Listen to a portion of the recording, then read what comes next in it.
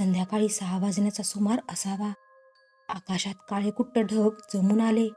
वातावरणात कमालीचा उकाडा निर्माण झाला. समोरील खोल दरीमध्ये तुफानी वादळ वरच्या टेकडीच्या बाजूस सरकत होते. परागने आपल्या स्विफ्टचा वेग कमी केला. त्याच्यासोबत प्रियंका, त्याची पत्नी होती. ते घाट उतरत होते. दोघे फिरण्यासाठी थंड हवेच्या ठिकाणी पंचगणीला सहलीसाठी आले होते. नंतर ते महाबळेश्वरच्या दिशेने निघाले होते. त्यांना वादळाने आणि पावसाने घाटाच्या मध्यावरच गाठले. वाऱ्याचा तुफानी वेग होता.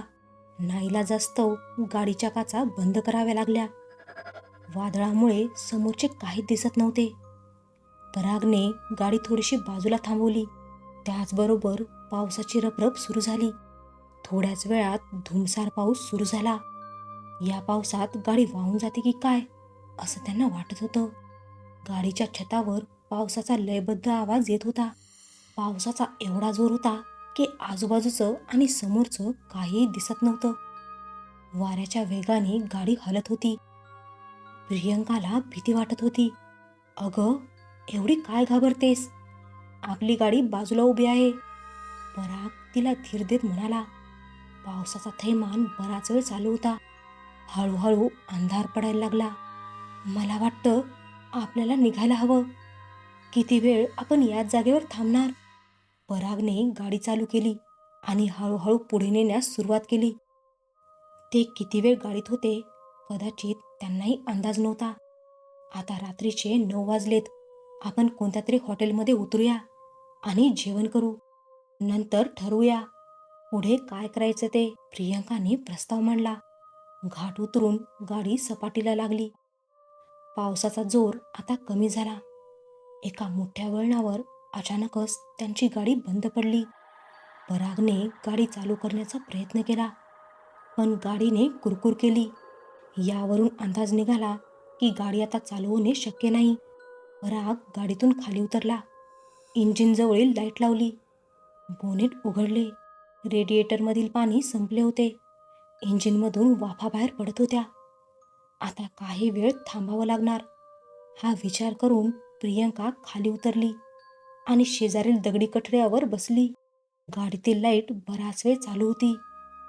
काही वेळातच लाईटही बंद पडली. आजूबाजूला झाडी गच्च भरलेली होती. पावसाने रस्ता ओलाचिंब झाला होता. कडेच्या किर्र झाडीतून रातकिड्यांचा कर्कश आवाज येत होता. आकाशात अजूनही ढग रेंगाळत होते. ढगांच्या आडून चंद्राचं अस्तित्व जाणवत होतं. झाडीत इकडे तिकडे काजव्यांची हिरवट लाईट दिसत होती. तो रस्ता पूर्णपणे सामसूम होता. कोणतीच गाडी येताना किंवा जाताना दिसत नव्हती. पाऊस पडून गेल्याने गार हवा अंगाला झोंबत होती. दोघांनाही भूक लागली. बॅगेमधील वेफर्स, चिवडा सर्व काही संपलं होतं. गाडीच्या डिक्कीतील गॅनेलमधील पाणी संपलं होतं. रेडिएटरमध्ये पाणी कुठून टाकणार हा प्रश्न प्रियंकाने विचारल्यावर पराग म्हणाला, तू इथेच थांब. मी जवळपास कुठे पाणी मिळते का ते पाहतो. मी इथे एकटी नाही थांबत. मी पण सोबत येते. प्रियंका घाबरलेली होती. परागने डिक्कीतून पाण्याची गॅलन बाहेर काढली. दोघेही रस्त्याने चालू लागले. सर्व बाजूने अंधाराचे साम्राज्य होते. रातकिड्यांचा कर्कश आवाज सहन होत नव्हता. मधूनच पानांचा सळसळ आवाज लक्ष वेधून घेत होता. जवळपास कोणीतरी आहे अशी चाहूल मनाला जाणवत होती. तोच प्रियंका म्हणाली, मला मगापासून जाणवत आहे आपल्या आसपास कुणीतरी आहे, पण अंधारात कुणी दिसत नाहीये. चंद्राचा प्रकाश म्हणावा तसा नाहीये. चल ग आता, यावेळी येथे कोण कडमडायला येते. तुला कसला तरी भ्रम होत असेल.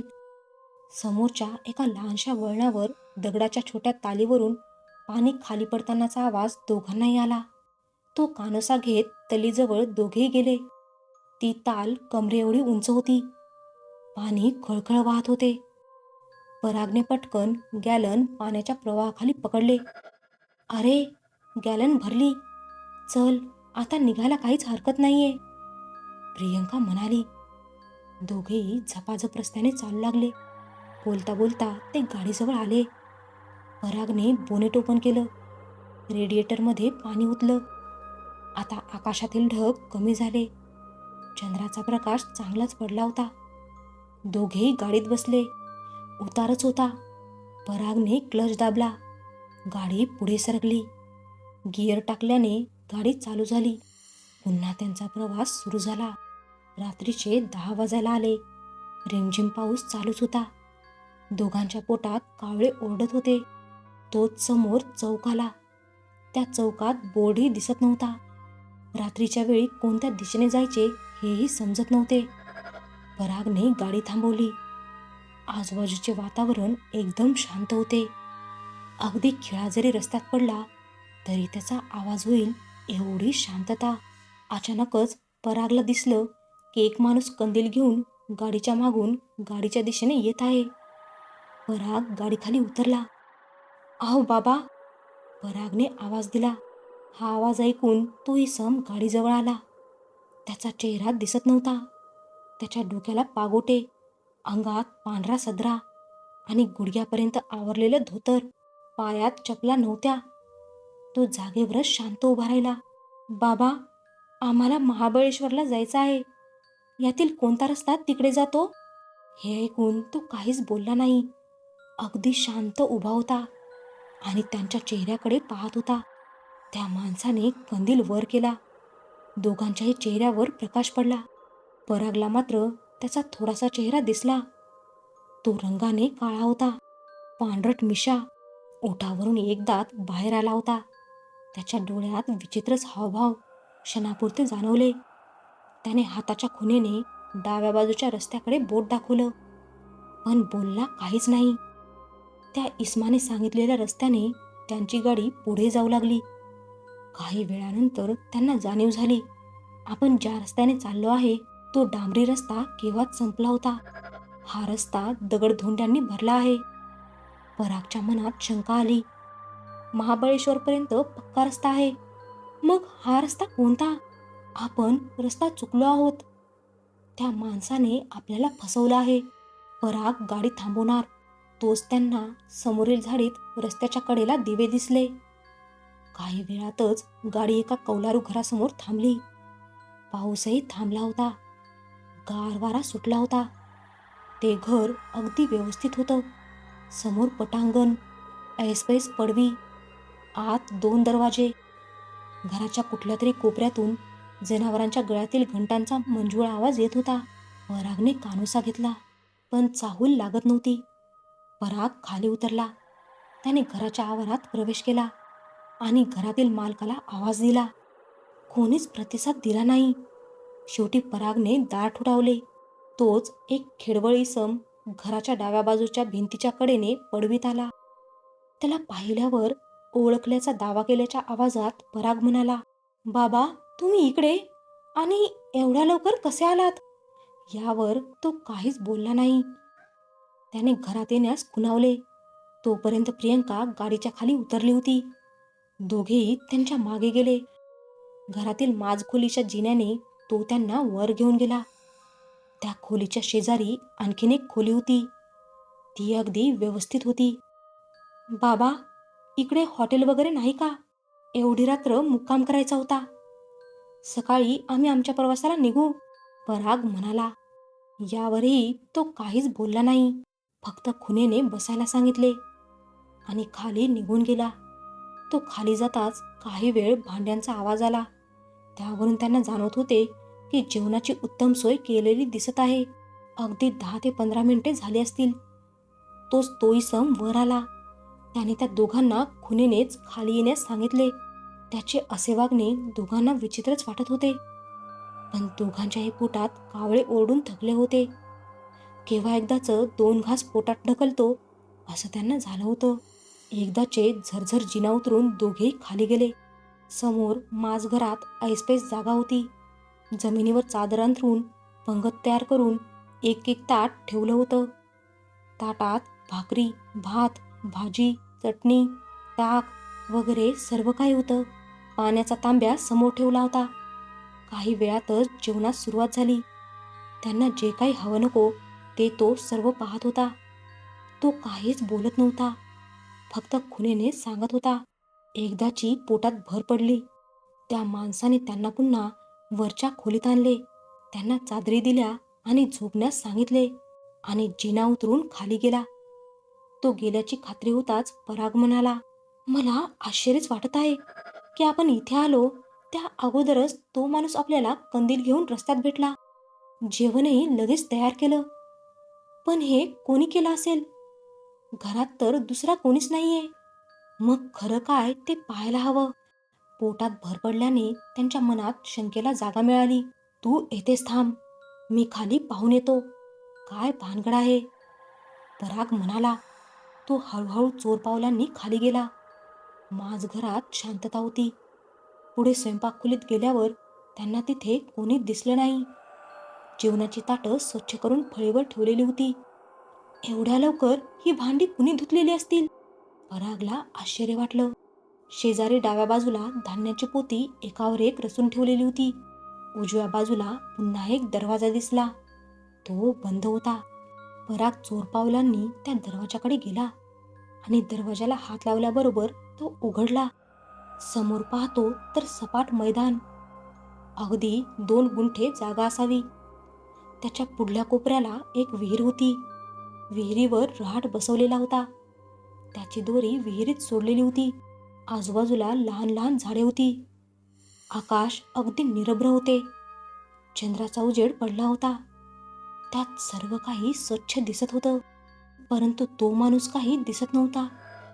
सर्वत्र सारे काही निवांत, अगदी भयान आणि शांत होते. रात्री गार वारे सुटले होते.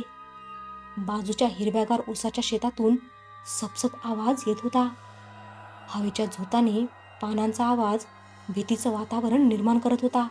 परागला अचानकच कोणीतरी आपल्या मागे उभा आहे असं वाटलं. त्याने घरकन मागे वळून पाहिलं तर मागे प्रियंका जवळ येत म्हणाली, मला तिथे एकट्याला भीती वाटत होती. बरं, मी इथे सगळीकडे त्याला शोधलं, पण त्या माणसाचा कुठेच पत्ता नाहीये. पराग म्हणाला, मला इथे थांबणं काही बरोबर वाटत नाहीये. आपण जितक्या लवकर होईल इथून निघालो तर बरं होईल. ती अजूनही घाबरलेली होती. हो, मलाही तसंच वाटत आहे. निघूया आपण. परागने दुजरा दिला. दोघेही पटापट कारच्या दिशेने चालू लागले. पण अचानकच मागून एक आवाज आला, कोण आहेत तुम्ही? इथे काय करताय? दोघांनीही मागे वळून पाहिलं. एक साधारण 35 ते 40 एक माणूस त्यांच्या दिशेने येत होता. तो त्याच्या वेशभूषेवरून चांगला शिकलेला सवरलेला वाटत होता. त्याच्या एका हातात टॉर्च होता आणि एका हातात काडी. परागने त्याला स्वतःबद्दल सर्व माहिती पुरवली. तसेच ते दोघे इथपर्यंत कसे आले आणि त्यानंतर काय काय घडले सर्व काही सांगितले. सर्व ऐकून घेतल्यानंतर त्याने एक सुटकेचा श्वास घेतला आणि म्हणाला, मी लक्ष्मण कदम, इथल्या जवळच्याच प्रायमरी शाळेत शिक्षक आहे.